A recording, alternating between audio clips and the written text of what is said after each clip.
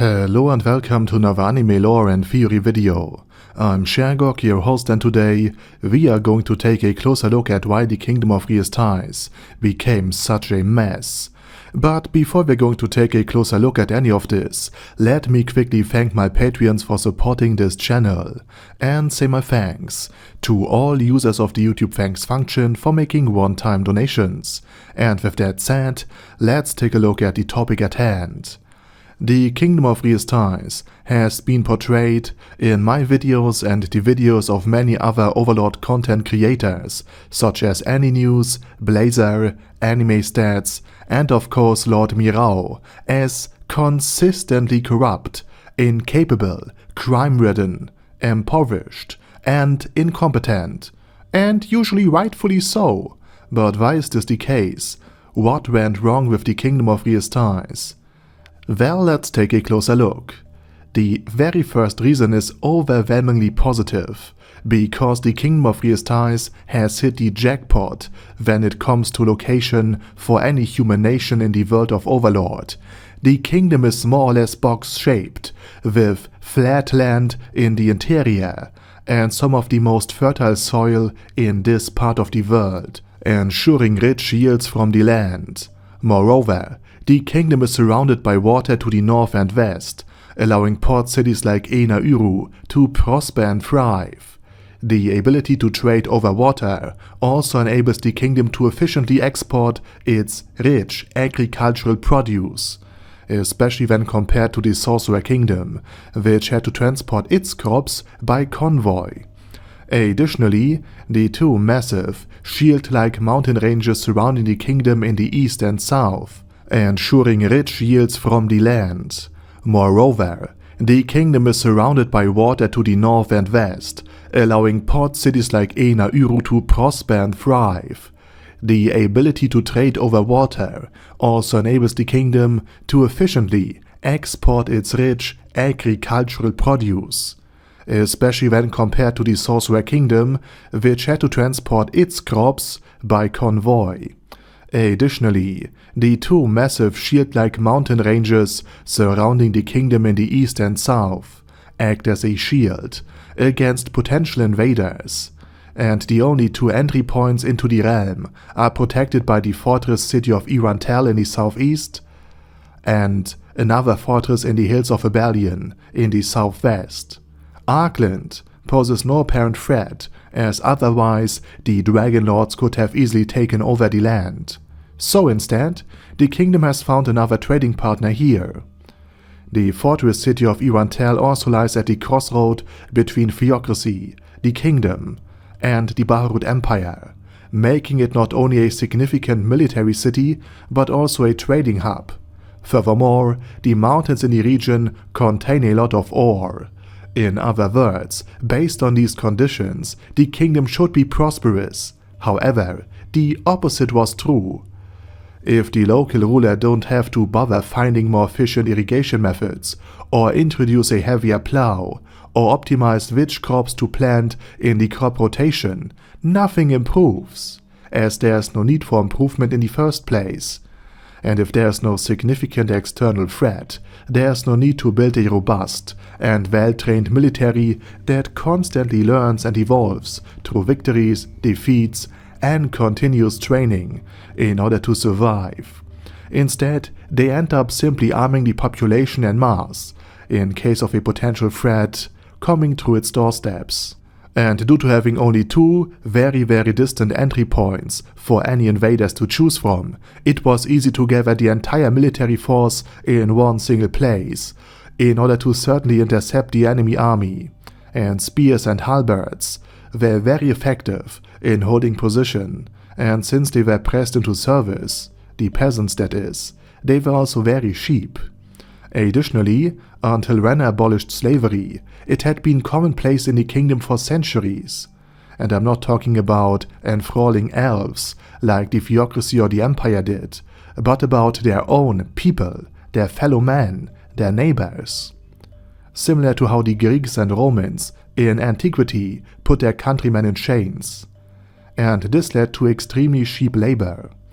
And just as in antiquity, there were early machines and various other contraptions capable of performing work, but they were not utilized because labor was very inexpensive. This economic factor was keeping the Roman Empire, and now the Kingdom of Re-Estize, stagnant, because again there was no need to innovate, to improve the labor that a single man could do, because his labor was so very cheap. And the lack of external pressure also led to Ramposa III ruling very softly and leniently. By comparison, the Empire of Beirut, for instance, did not have the luxury of allowing an inheritance dispute or internal conflicts to become too significant, as this would have compromised its ability to defend itself. For example, Fluder Peridane, a powerful caster even in the times of the first emperor, became vital in the defense of this fledgling nation, despite the fact that the first emperor and Fluder despised each other. Both of them had to get along, because it was necessary. The first emperor made Fluder the court magician because it was a necessity for the survival of the realm. He could not afford to lose Fluder, even though he disliked him heavily. And in exchange for becoming the single most powerful wizard in the entire empire, Fluder has saved the Beirut Empire from many crises that would have otherwise devastated or destroyed it completely. The most recent example being the Death Knight he locked up in his dungeon. However, the Kingdom of Re-Estize, not having this pressure to fight for survival, could afford such sentimentalities. The disputes were not limited to family feuds or internal cleansings, but resulted in the court splitting into two powerful factions. The aristocratic faction supported the tall, well-built, but relatively foolish and easily manipulable Crown Prince Barbaro, while the royalists supported King Ramposa and the short, fat, and quite unsightly, but nonetheless politically savvy Prince Zanek. These two factions could only form because King Ramposa saw that his eldest son was incapable, impulsive, and easily manipulated, realizing that Zanek, who acted more politically astute, would have been the better regent, which is indeed true. But Ramposa couldn't bring himself to hand over the crown to Zanek, because it would have broken the heart of his eldest son.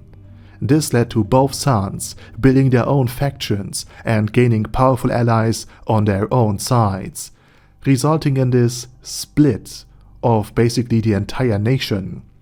As a result, the atmosphere at court was poisoned, and a civil war loomed, and both factions blocked each other politically, both internally and externally.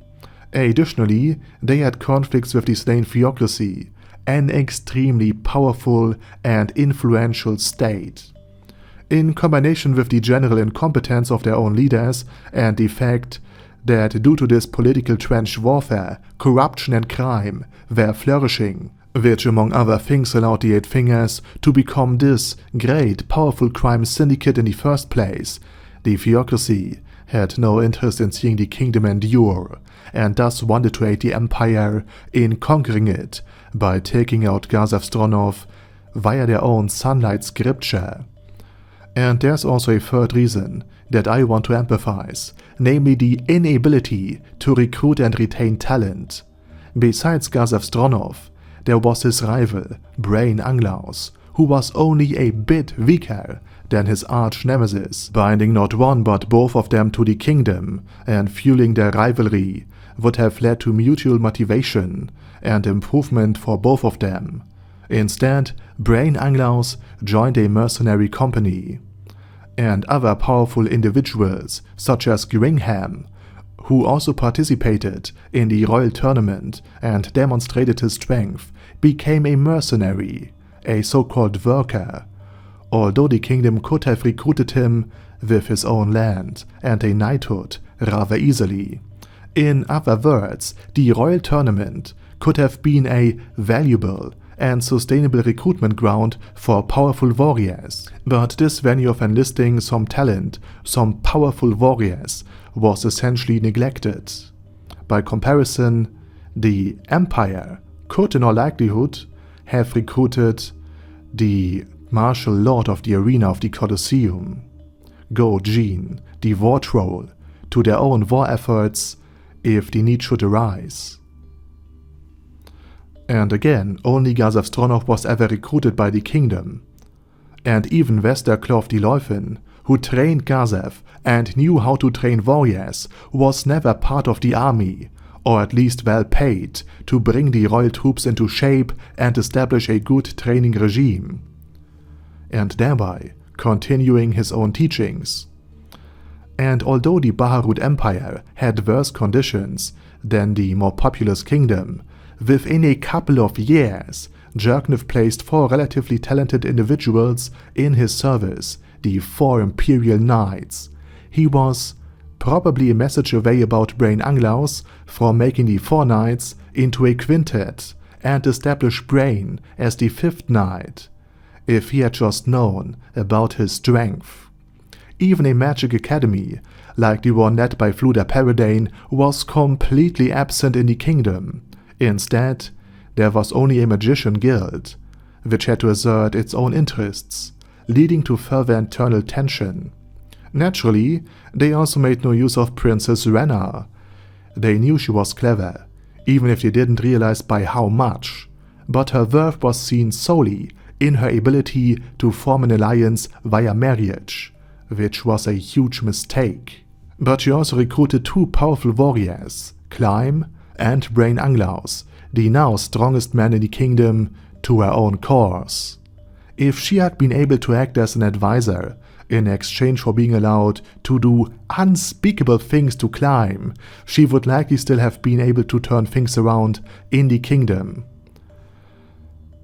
And I mean the fact that Jerknev, thanks to his spies, learned about Renna's proposed laws, via again his spy Marquis Bloom Rouge, and implemented them while they were ignored in the kingdom, is a catastrophe. It's an absolute testimony to the incompetence of the entire kingdom when a hostile force benefits more from the talent of a member of the royal family than their own royal family and the kingdom they rule. And with that said, that's pretty much why the Kingdom of Re-Estize became such a hot mess and was unable to pull itself together, despite it potentially being a very, very powerful nation. And now it's your turn. What do you think about the kingdom and its situation? Let me know it down in the comment section. And while you type, I say thank you very much for watching, and special thanks to Arder Daddy Arder, ASK, Bad Guy E, Bad Burrito 316, Beezer, Ben C, Brandon D, Chrissy, Crowley0221, Sia, Crystal Prime, Dead Slime, Death is Mercy, Deathless Dragonlord, Demon Xenomorph 1987, Devin Downen, Ding Dong, Dragonlord Placido Saxophone, Duckwagon, Dunkler Krieger, Dystopia, Dystopia II, Enigmatic Unicorn, Feral Shivan, Guy with That Hat, Hector Marino, Hoss, Huster, Jacob G, Jana B, Jason, J. Morris, Chromius, Kyle R, Lee K. Long, Legendarius, Lelouch Britannia Viffy Mustache, Lexus Fox, Lord Nishikian Rai, Lord Touch Me, Loverazer, Merovec, Mr. Shoes, Mr. Tweaker, Michael R, Michael Y, Nope, Oh Hell No, Normal Toad, Okill, Overlord General Gasper, Paddy Pantum, Personage, Primus 11, Rhinomere, Cune Karakos P, Shergox's Daddy, Shadow Lightning Wolf, Shrine Keeper, Super Tier Magic Batista Bomb, Supreme Cheese, Staris, Ted, Texas Deer, The Orc Warboss, Rocket Smasher, T.E. Wang, Vash Hawkeye, Vegito27, Venture Fanatic, Wilhelm, Zinukai, and Zonegon. Thanks guys. Anyway, have a nice day, and I hope to see you all again soon under my next video.